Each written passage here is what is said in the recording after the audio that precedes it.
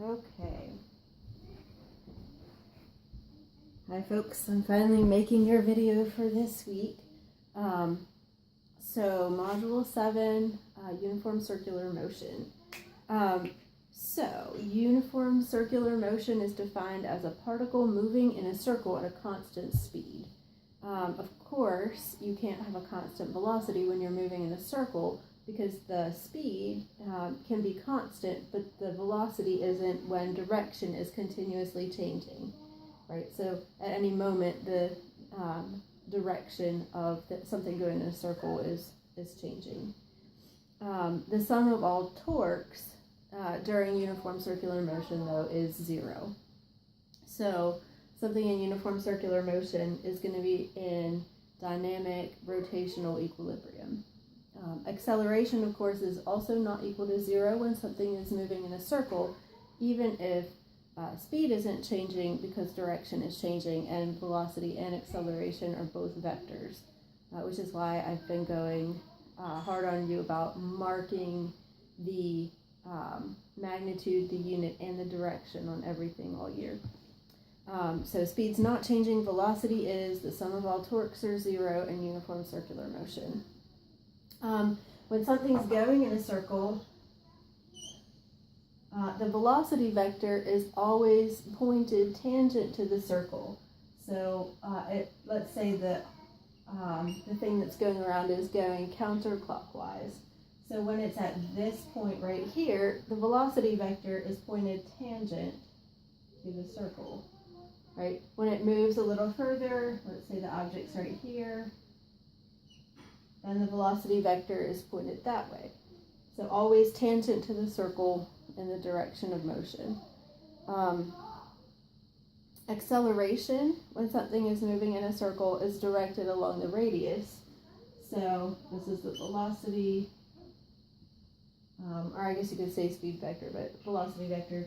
So when something is moving in a circle, if it's at this point right here, let me change color, then its acceleration vector is pointed in toward the center of the circle. At this point here, acceleration in toward the center of the circle, and so on. And then the force vector also in the same direction as the acceleration vector. So the red ones are the force vectors. So acceleration and force pointing always in the same direction, straight in toward the center of the circle, and velocity tangent to the circle at the point where the object currently is. So uniform circular motion, it is, the sum of all torques are 0, it is in dynamic rotational equilibrium, but and not in any kind of translational equilibrium, because the sum of all forces can never be 0, because force is also a vector quantity, and the force direction is always changing if the force, even if the force magnitude is not changing. And the force that causes something to be in uniform circular motion is centripetal force. If you watch Crash Course Physics, the lady that does it is British, so she says centripetal force. And centripetal force is the force necessary to make an object move in a circle. It's always directed toward the center of the circle at whatever point the object is in. And centripetal force applies to anything moving in a curve, not necessarily just uniform circular motion, although it does apply to that. But even if you're on, riding your bike and you turn a corner, centripetal force is the force that keeps you going in a circle. In a situation like a bike or a car, that force is provided by the friction of the tire and the road. If you, like the lab that we're going to do next week, we're swinging something around, in a circle. And so the centripetal force is provided by the tension on the string, which we'll use some weights to provide. For things that are moving like planets around the sun, gravity is providing that centripetal force. I'm going to check to make sure we're still filming. Hold on. All right, we're good. I heard a sound.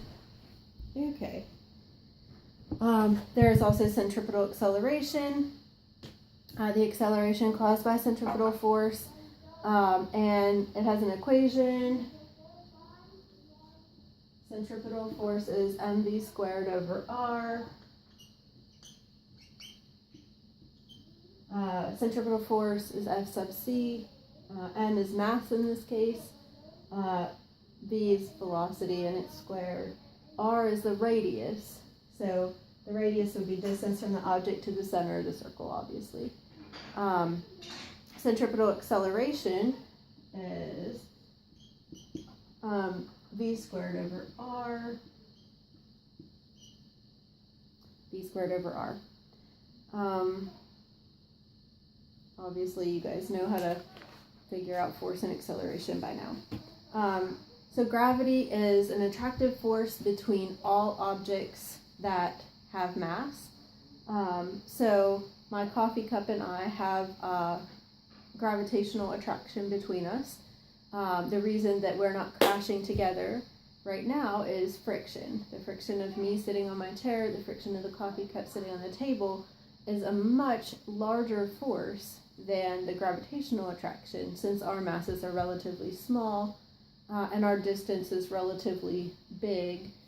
The gravitational attraction between us is very, very, very small. And you'll see when we use the equation that the constant, the gravitational constant, is a tiny, tiny, tiny number, a little decimal.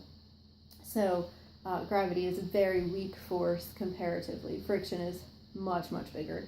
So things don't just crash together in our experience, although if there were no friction, no other forces, just gravity, everything would totally crash together and be squished into oblivion. So we're not entirely even sure what causes the gravitational force yet. I know in physical science, Dr. Weil kind of discussed a few different theories, and they have definitely made some progress since you guys took physical science. So if you want to look into I can't think of it. There's two labs in the U.S. One is down in the desert southwest, one I think up in like Seattle, and they have measured now some distant waves of a supernova or something, and I would have to look it up again. It happened last spring, I want to say. And so there's all kinds of new research right here that I can't remember in my tired state right now, sorry. But you could look into that. It's very, very interesting. When I read it last spring, it was very interesting. But I haven't added it to my notes yet. I did for physical science, but you guys have to look it up on your own. So that brings us to Newton's law of universal gravitation. And the more you study the other forces in nature besides gravity, the more intriguing you'll find this. So this is kind of the first part of the forces of nature, and your mind will just be blown when we get into electricity and magnetism, and you see how, what's the word I want? How very symmetrical all the forces are to each other. So the force of gravity, we'll put up here, we'll call F sub g, force provided by gravity, is this constant, a capital G, which is that tiny number I just talked about, times m1 times m2. So like in the coffee cup and me description, that would be my mass for m1, the coffee cup's mass for m2. And when you boil it down to the centripetal force, only the big mass matters. So the little mass is the one that cancels out. So the coffee cup would cancel out, obviously. Divided by radius squared, obviously, the distance between the center of my mass and the center of the coffee cup's mass. And that'll be important in the lab. You need to measure any distance from the center of the mass that you're swinging around. Not like one edge or the other edge, but from the center to the middle of the circle. So very important. So capital G is 6.67 times 10 to the negative 11 Newton meters squared per kilogram squared. So tiny, tiny number, 10 to the negative 11, right? You can, well, we'll talk a little more about that in a second. Period is capital T, is the time it takes an object in uniform circular motion to go one full circle, right? So we'll measure period in the lab for the lab apparatus that we're going to be swinging around. We'll measure like 20 revolutions in the lab, and then we'll divide by 20 to get 1.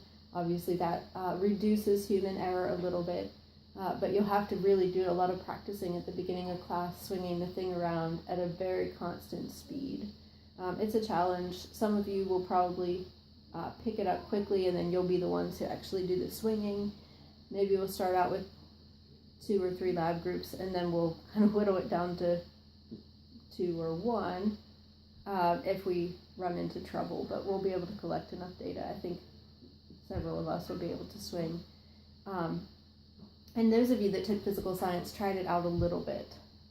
We did, you guys were my first year, so that lab was really difficult.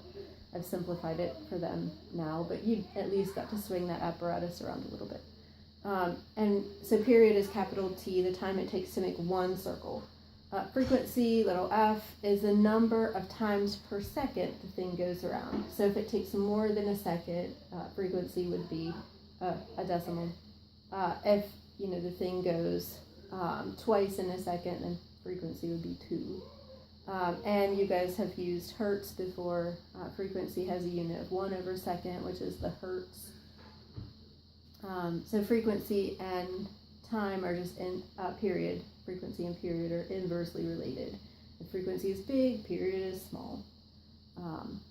And you've done that in chemistry, you've done that in physical science, not a problem. So I think that's really kind of the gist of everything we need to talk about. So I'll stop this video, and then we'll do review questions on the next one.